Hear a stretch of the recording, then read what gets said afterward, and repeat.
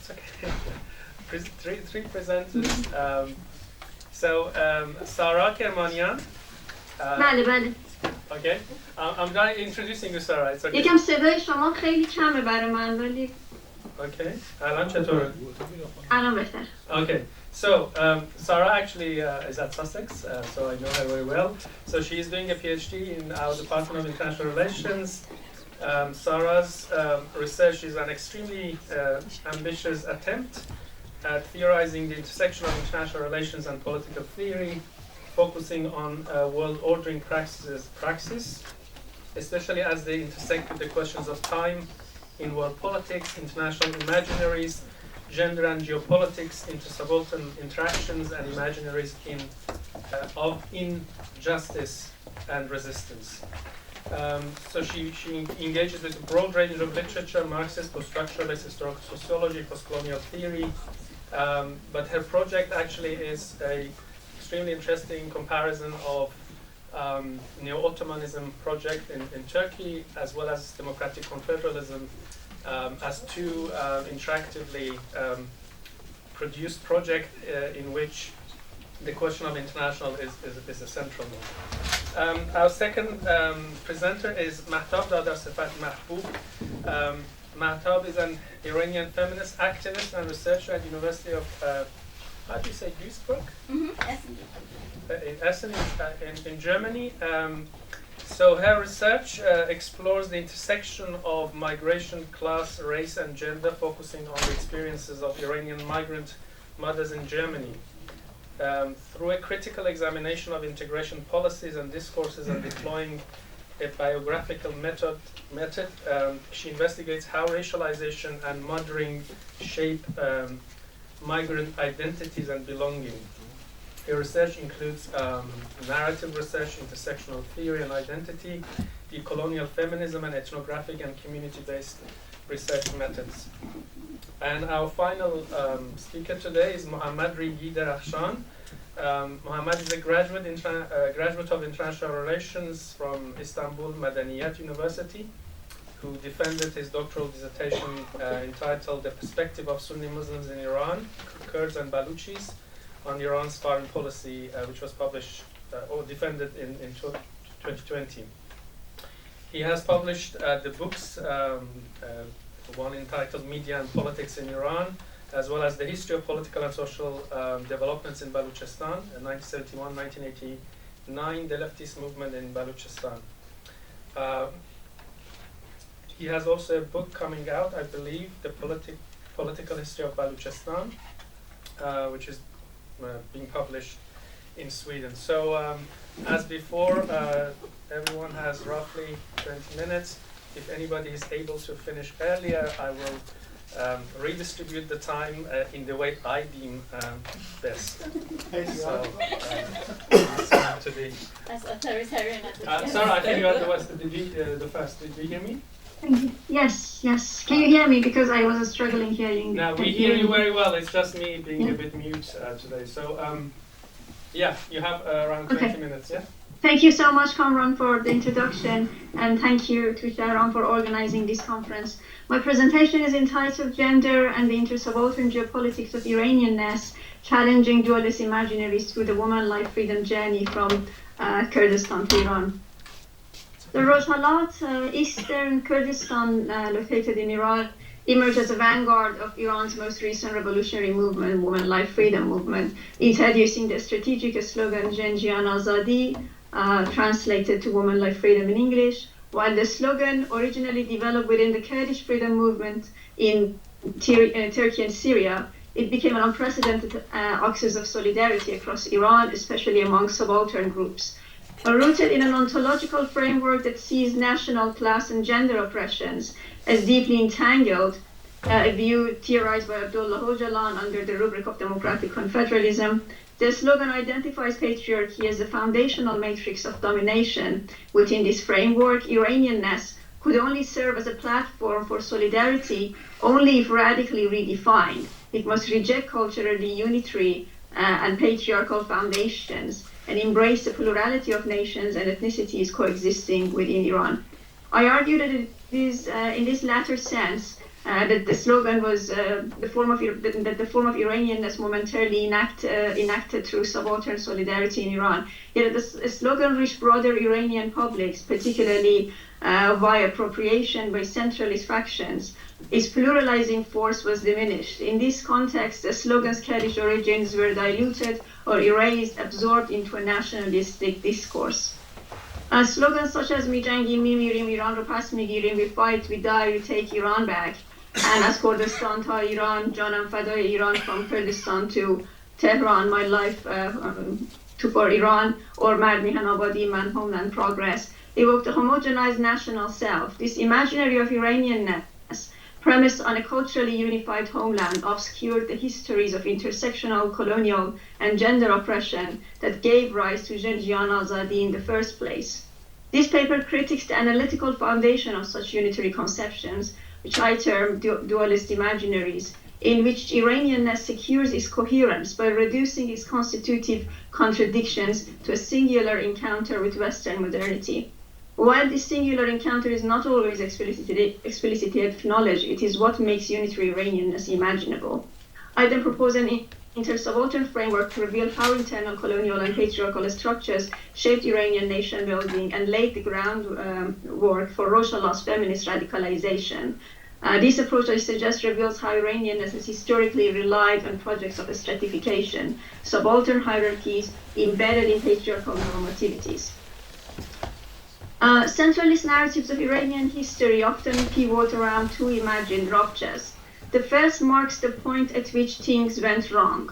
Monarchists long for a lost glorious past, while developmentalists and liberal Republicans argue that progress was interrupted. So it's either following the failure of the constitutional revolution or the disruption of Pahlavi era modernization. While differing in their temporal loci, both frame themselves as correctives to the Islamic Republic and offer two dominant alternatives for the future. Monarchism, often in the form of constitutional monarchy, which is conceptually incoherent given that constitutionalism historically arose as a response to the inherently absolutist nature of monarchy, and a centralist republicanism that invokes a dogmatic version of the social contract. This latter imaginary contrasts sharply with the broader tradition of republicanism in political theory, which, though be beyond the scope of this presentation to get into its details, enables accounting for the contingency of social contracts and institutions and the necessity of their openness to deliberative transformation. Both positions imagine rupture, however, presuppose the idea that a unified Iranian nation once existed, with clearly defined borders and identity, a totality that must now be reclaimed. Even critics of the glorious past, so those who think that we were on a path to modernization progress, which was interrupted, often retain the assumption of an original national coherence or treat such coherence as a necessary canvas upon which progress could be reclaimed. This is where both accounts evoke a second rupture, severing Iran from its historically diverse and stratified character, and overlook the role of this stratification and their accompanying intersocietal dynamics in shaping the Iranian state. Rather than viewing Iran as a geopolitical space shaped through intersocietal interactions, they cast it as a cultural essence requiring restoration. This rupture is rendered thinkable only through what I call the dualist imaginary, a mode of thought in which Iranianness achieves coherence through opposition to the West, through its encounter with the West, making this binary the primary structuring difference, even if this is not always explicit. The dualist imaginary imagines the world as a set of atomized societies, a fragmentation produced by retroactively projecting a Cartesian cut onto history. Within this imaginary, national coherence is rendered imaginable only after this cut, as a fabricated past is constructed in its wake. Ironically, or perhaps predictably, pro-Western versions of this thinking share with the Islamic Republic the same dualist conception of Iranianness, a collective us defined through its encounter to the West. This logic also permits significant strands of post-colonial theory and parts of the anti-imperialist left. Consequently, the broader intersocietal dynamics and longue durée histories that underpin a state formation in the non-West are frequently neglected. Oppression is thus either reduced, other forms of oppression are either reduced to a byproduct of Western domination or interrupted solely through deviation from Western trajectories of modernization. Resolution of internal contradictions is imagined to hinge on either overcoming the original colonial encounter or embracing capitalist modernity. Yet such framings deny the historical truth that the Iran many wish to take back never existed for everyone. Indeed, for many, it never belonged to them. These internal exclusions were forcefully exposed by the woman life freedom movement. In contexts like Kurdistan, where the colonizer is not Western, the limitations of dualist imaginary become specifically clear. Within Iran, this dualism conceals the entanglement of colonial and patriarchal practices in a state formation, defaulting to tropes of anti-imperial resistance, as I said, Westernization, modernization, or national unity. It fails to account for the intersectional power structures that the woman life freedom movement makes visible. To counter this, I adopt an inter-subaltern analysis drawing on Kamran Matin's concept of inter-subaltern colonialism. This approach draws from international historical sociology to highlight the multiplicity of societies and uneven power relations among them. It's also informed by Joanna Scott's use of gender as an analytical category to illuminate how gender norms have historically structured inequalities across contexts. By integrating these perspectives, we can understand how state navigates survival and hegemony within the capitalist world order, not only through encounters with the West, but through domination over internal subaltern and across the long array of intersocietal dynamics. I investigate the interplay of colonial and patriarchal strategies in Iran's nation-building process through two pivotal periods, before and after 1979 revolution. This focus is chosen due to the persistent influence of the gender geopolitics nexus and the ideological framing of gender policies. The first stage was influenced by centrifugal forces within Iran's pre-modern administrative structure, which implied that the rising capitalist order had diverse implications for various groups coexisting within pre-modern Iran. This situation poses a threat to the state's geopolitical survival and hegemonic position, both internally and externally. To address these challenges, there is a shift towards a unified nation building, endeavor aimed at consolidating internal power and bolstering Iran's international status through defensive modernization. This process involves constructing a dominant Persian identity as a national paradigm, which involves the marginalization and colonization of non-Persian identities. On one hand, the adoption of what is known as Europeanized gender norms, such as removing hijab, instituting the nuclear family, from everything that Najma already talks about in her book, aligned with the monarchy's agenda to marginalize the ulama and pursue a pro-Western foreign policy. These efforts were driven by the necessity to ensure survival, maximize rentier income, and expand geopolitical influence during the world wars and the Cold War. Additionally, these gender norms played a role in assimilation policies as part of colonial nation-building strategies. On the other hand, despite their modern appearance, the new gender norms produced and reconfigured patriarchal relations to serve multiple purposes. This included legitimizing the patrimonial form of political authority, facilitating the reconstruction of patriarchal power among the land-owning class, whose alliance was crucial to Reza Shah's modernization efforts in Iran's semi-feudal society, and shaping new conceptions of masculinity and femininity that foster the patriotic bond to replace pre-modern alliances based on tribal and household affiliations. The rise of the Islamic Republic in 1979 saw the integration of Shia religious elements into the Persian nationalist discourse, intensifying the homogenizing tendencies of the previous nationalist narratives. This integration involved the imposition of Shia ideology across various institutions, including legal, educational, military, and security sectors. At the core of the Islamic Republic's nationalism was a legal and constitutional gender apartheid, which revoked the rights previously granted to women. This gender discrimination stemmed from the state's response to the three factors mentioned above. First, it aligned with the Islamic Republic's exceptionalist geopolitical discourse, allowing it to exploit geopolitical resources in the post-colonial world order, rejecting the communist capitalism dichotomy and opposing reified cultures to both. Secondly, it contributed to the institutionalization of Islamic hypermasculinity, which marginalized rival masculinities associated with the monarchy and leftist anti-monarchist groups, consolidating power under central authority. Thirdly, it supported assimilation policies consistent with the state's patriarchal retribalizing strategies in marginalized and de-developmentized regions like Rojhelat, aiming to incorporate families into the state's ideologically backed clientist structure. All in all, it is crucial to recognize the dual internal and international geopolitical functions of the state's gender policies across both periods. What sets the Islamic Republic of Iran apart, however, is its adept synchronization of internal and external othering discourses, which mask their violence and historical roots under the guise of anti-imperialism. This is exemplified by the division of the population into pure and impure categories, projecting the state's international exceptionalism onto its internal population and aligning them with perceived enemies. Gender apartheid plays a pivotal role in this process, as illustrated by the Islamic Republic's rhetoric likening hijab to a fortress. These colonial patriarchal strategies affected Rojhelat, resulting in what I term is feminist radicalization, indicating its growing intertwining of national freedom and feminist discourses. The initial impact of the loss of autonomy of former Kurdish principalities in the mid-19th century, along with the influence of central nationalist discourses, led to the emergence of proto-national Kurdish uprisings, eventually evolving into the Kurdish national liberation movement. This phenomenon extended beyond Iran, encompassing and binding the colonized regions of Kurdistan in Turkey, Iraq, and Syria.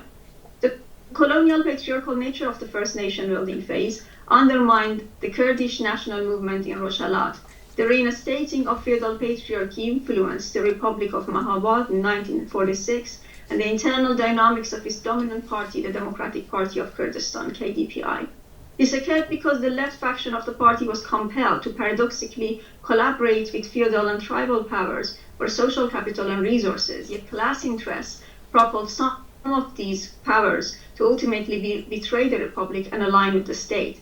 Additionally, the gender patriotic discourse within Iranian nationalism, which Kurdish nationalism adopted, hindered the emerging left from effectively addressing both class and gender oppressions. This led to a neglect of the gender element in the class conflict, limiting its potential for radicalization. This experience, along with subsequent internal tensions within KDPI's hybrid structure, intensified after the land reforms of 1963, gradually leading to the polarization of the Kurdish movement in Rojhelat. By 1979, the newly established Komele, Organization of Revolutionary Toilers of Iranian Kurdistan, emerged as the radical left faction of the Kurdish movement, advocating an anti-feudal and anti-tribal agenda, while KDPI continued to uphold the traditional stance. During the transitional period following the fall of the Pahlavi dynasty, it was the left faction, particularly Komele, that provided the institutional space for women's empowerment and participation, facilitating the first instance of women taking up arms in Kurdish history and establishment of women's unions and councils in multiple cities. Consequently, the left faction's struggle against tribalism evolved into a more explicit opposition to patriarchy. The rise of the Islamic Republic led to the integration of Rojhelat into the newly established exceptionalism discourse. After Islamic Republic leaders refused to grant Kurdistan its promised autonomy and Rojhelat declined to participate in the referendum, the region was stigmatized as impure and targeted in a campaign of purification. Subsequent years under security apparatus highlighted the role of patriarchy in perpetuating colonial dynamics. The Islamic Republic aimed to reintegrate former land-owning families into the security apparatus, fostering social integration through the manipulation of insecurity and familial rivalries. Additionally, Rojhelat's de-development and high unemployment rates facilitated the integration of individuals and families into clientist structures, whose ideological backbone revolves around the maintenance of Islamic Republic's Islamic hypermasculinity and gender norms.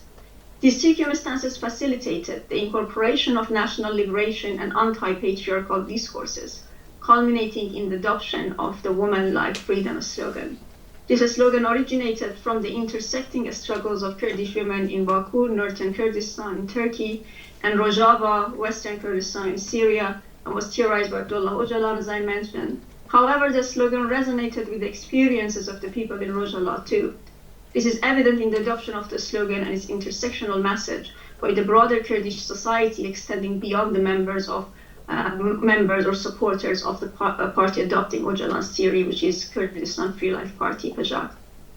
Indeed, for Öcalan to emerge as the vanguard of the recent revolutionary movement, the slogan needed to resonate with the broader Iranian society. This resonance can be attributed to the significant role of gender metonyms in Iran's nation-building and security apparatus, particularly their direct impact on women and other marginalized groups within Iranian society. I do not intend to imply that the reception of the slogan has always adhered strictly to its original meaning. Gender lexicon serve as broader concepts representing the lines of fragmentation within Iranian society, figuratively or metaphorically, and may vary in interpretation. Furthermore, I don't intend to diminish the history of women's resistance in Kurdistan and Iran and its role in the transformation of gender norms in different episodes and in shaping the slogan and associated feminist movements. Instead, my aim has been to underscore how the geopolitical instrumentalization of gender in tandem with inter-subaltern colonial structures has shaped both the exclusionary construction of national identity and the subversive possibilities of its contestation. The woman life freedom movement has not only exposed the internal stratification of the Iranian state, but also disrupted the entrenched dualist imaginary that underpins dominant unitary accounts of Iranianness among its oppositions, accounts that remain unintelligible unless Iran and Iranianness are taken as byproducts of the naturalization of the moment of encounter between the states of the Iranian plateau and Western modernity. By tracing the slogan's journey from Kurdish freedom movement to its uptake in broader Iranian society, we see how a radically different conception of Iranianness begins to emerge, one grounded not in cultural essence or historical rupture, but in the shared experience of intersectional oppression and the political imagination of solidarity. This alternative Iranianness refuses the homogenizing logic of the nation-state and opens a space for envisioning a post-national future, a future marked by democratization of the Iranian nation, as democratic confederalism would call it, rooted in pluralism, feminist critics, and inter-subaltern recognition. Thank you. Wonderful, thank you. Perfectly on time.